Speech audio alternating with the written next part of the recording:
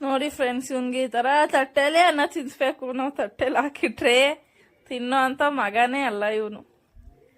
ಆ ತಟ್ಟೆಗೆ ಹಾಕೊಂಡು ಹಿಂಗ್ ಹಿಡ್ಕೊಂಡ್ರೆ ತಿಂತಾನೆ, ಇಲ್ಲಾಂದ್ರೆ ತಿನ್ನಲ್ಲ.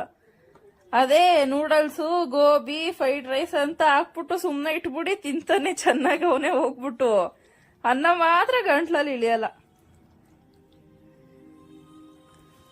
ಇಲ್ಲಿ ನೋಡಿ,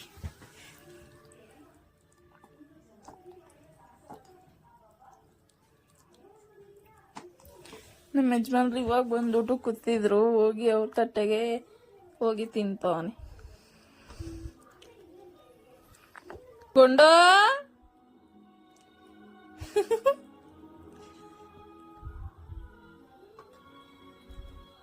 ಅವನ್ಗೆ ಹೊಟ್ಟೆ ತುಂಬಿಲ್ಲ ಇವತ್ತು, ಅದಕ್ಕೇನೆ ಅಮ್ಮ ಊಟ ಮಾಡಿಸಿಲ್ಲಲ್ಲ ಇವತ್ತು.